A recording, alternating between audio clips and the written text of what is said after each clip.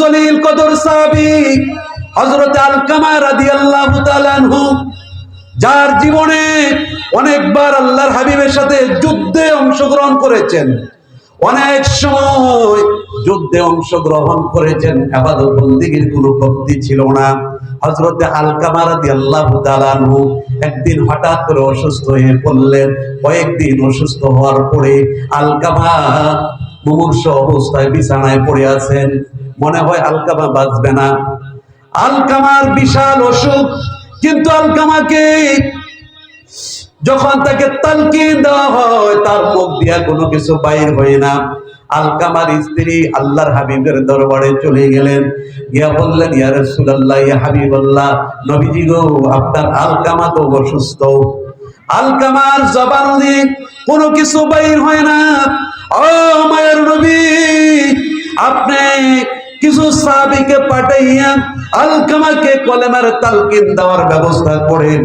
আল্লাহর নবী হযরত বেলালকে, হযরত আলী রাদিয়াল্লাহু তাআলা আনহুকে, হযরত সালমান ফারসি, হযরত আম্মার রাদিয়াল্লাহু তাআলা আনহু, চারজন সাহাবীকে হযরত আলকামার বাড়ির মধ্যে পাঠাইয়া দিলেন আর বললেন, তোমরা গিয়া তাকে কলেমার তালকিন দাও। আল্লাহর নবীর হুকুম মতে হযরত আলকামার বাড়ির মধ্যে চারজন সাহাবী চলে গেলেন। আল্লাহর নবীর জলিল কদর সাহাবী হযরত আলী রাদিয়াল্লাহু তাআলা আনহু আলকামাকে তালকিন দিতে লাগলেন। আলকামার মুখ দিয়া কলেমা বাইর হয় না, তার জিহ্বাটা বাইর হয়ে যায়, মুখ দিয়া কোনো কিছু বাইর হয় না। আল্লাহর নবীর সাহাবী হযরত বেলাল দৌড়ে আসলেন আল্লাহর হাবিবের দরবারে, এসে বললেন, ইয়া রাসূলুল্লাহ, ইয়া হাবিবাল্লাহ, নবীজি গো, ও মায়ার নবীজি, আলকামার জবান দিয়া তো কলমা বাইর হয় না, জিহ্বাটা বাইর হয়ে যায়, অনেক কষ্ট হচ্ছে আলকামার। আল্লাহর নবী বললেন, বেলাল রে, ও বেলাল, যাও যাও, তুমি আলকামার বাড়িতে চলে যাও, গিয়া দেখো আলকামার মা বাবা বেঁচে আছেনি। হযরত বেলাল বললেন, হুজুর, আলকামার বাবা নাই আমি জানি, যতটুকু জানি আলকামার মা দুনিয়াতে বেঁচে আছে।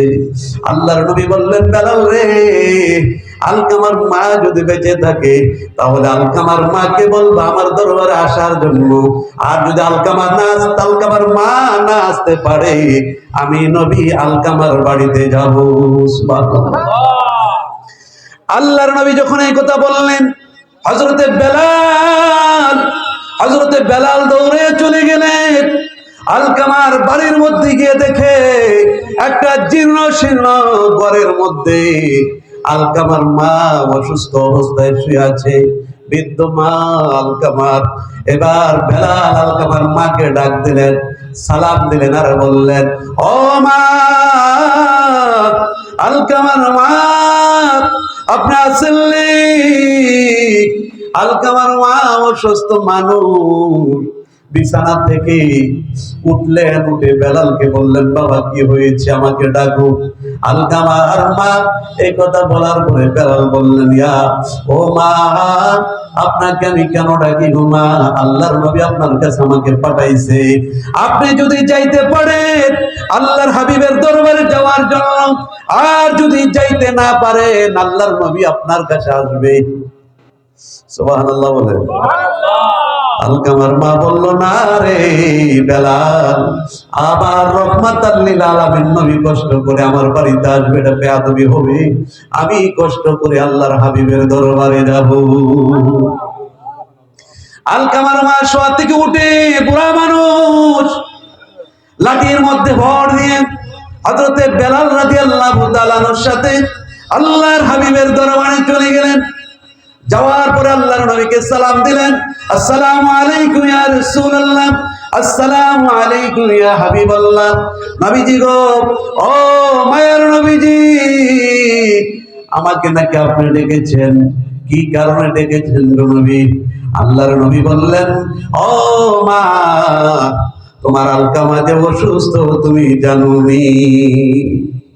মা বললেন, ইয়া রাসূলুল্লাহ, ইয়া হাবিবাল্লাহ, নবীজি গো, ও মায়ার নবীজি, আমি অবশ্যই জানি।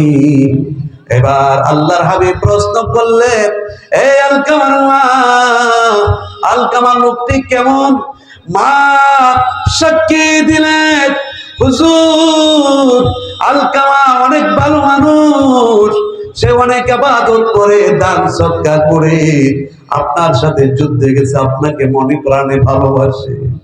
আল্লাহর নবী বললেন, মা গো এই কথা আমি বলি নাই, আলকামা আপনার সাথে মোহাব্বত কেমন রাখে, আলকামার ব্যবহার আপনার প্রতি কেমন। আল্লাহর নবী যখন এই কথা বললেন, আলকামার মা চোখের পানি ছেড়ে ছেড়ে কাঁদলে, চোখের পানি ছেড়ে ছেড়ে আলকামার মা ফুপিয়ে ফুপিয়ে কাঁদলে। আল্লাহর নবী বললেন, আলকামার মা রে, ও আলকামার মা, কেন কান্দো, কেন কান্দো গো মা? আলকামার মা বলে, হুজুর যে প্রশ্ন আমাকে করেছেন, আমার কলিজাটা ফেটে গেছে, আমার কলিজা ভেঙে গেছে। ইয়া রাসূলুল্লাহ, নবীজি বলেন, কি হয়েছে মা? আলকামার মা জবাব দিলেন, হুজুর এই মদিনার সুন্দরী রূপবতীদের, রূপবতী মহিলাদের ভিতরে আমি একজন।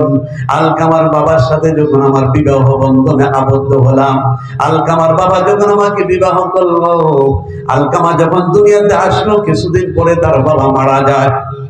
আমি ইচ্ছা করলে আলকামাকে রেখে অন্য জায়গায় বিবাহ বসতে পারতাম, সংসার করতে পারতাম, আমার সমস্ত শান্তি সুখ বিসর্জন দিয়া আলকামার চেহারার দিকে তাকাইয়া আমার ছেলেটা এতিম হয়ে যাবে, অসহায় হয়ে যাবে মনে করে আমার শব্দ সব বিলীন করে দিয়ে আলকামাকে লালন পালন করতে লাগলাম।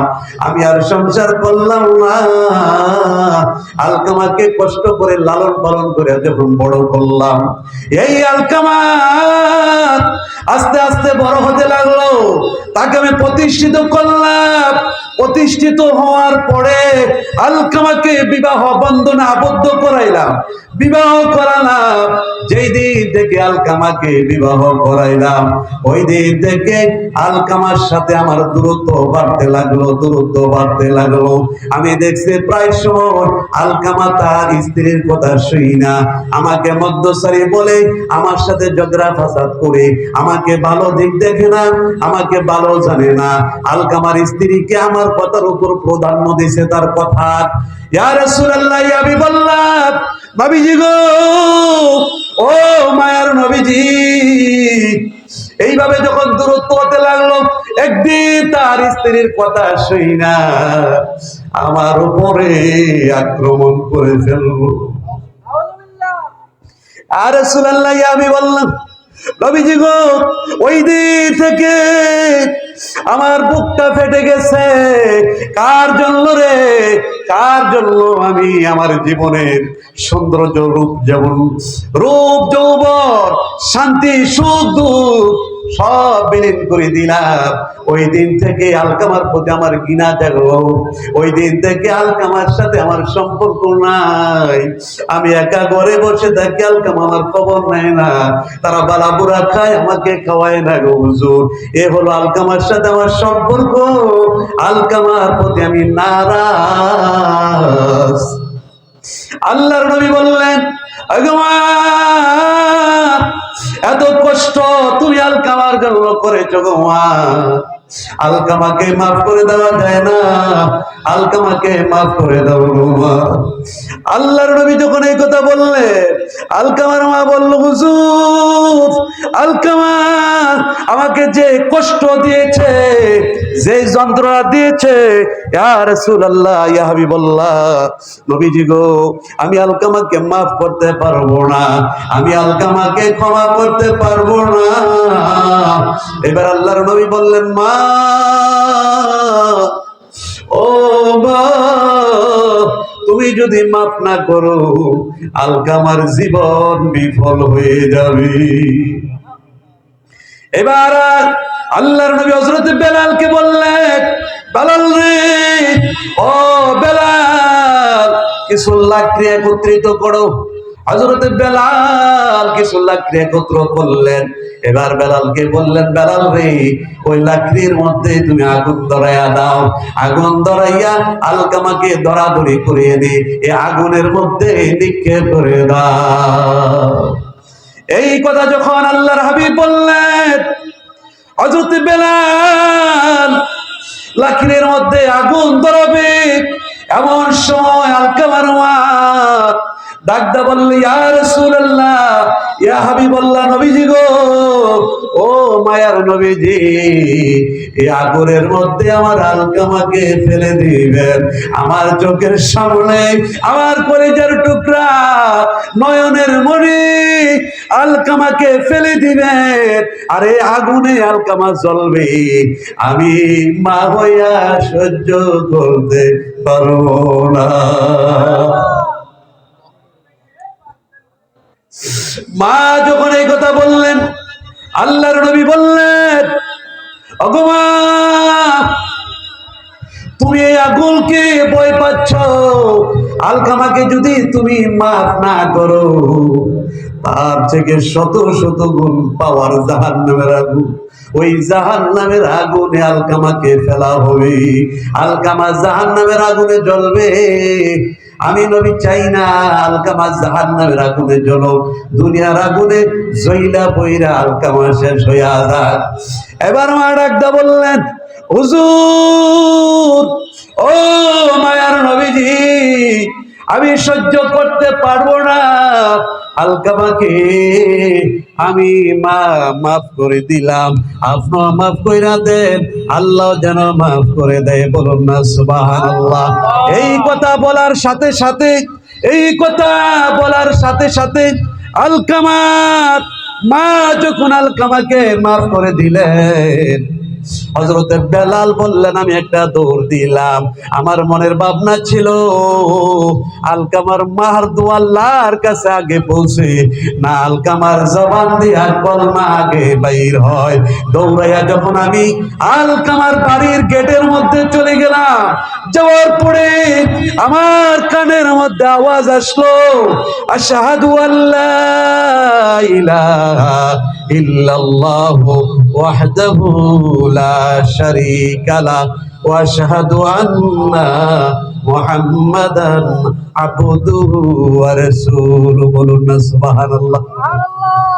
আলকামার জবান দিয়া কলমা বাইর হইতে লাগলো, কলমার তালকিন হতে লাগলো।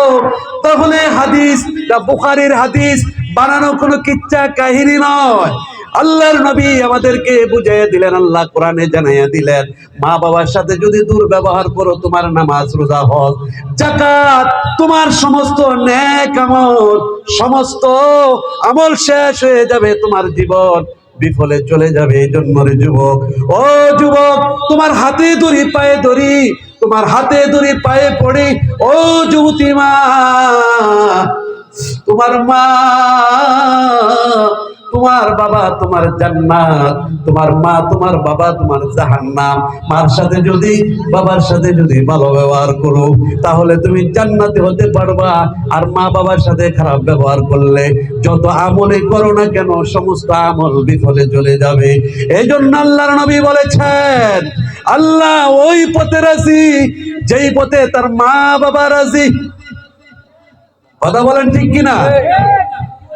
রিদর রব্বি ফি রিদল ওয়ালিদাইন, মা বাবার সন্তুষ্ট, আল্লাহর সন্তুষ্ট।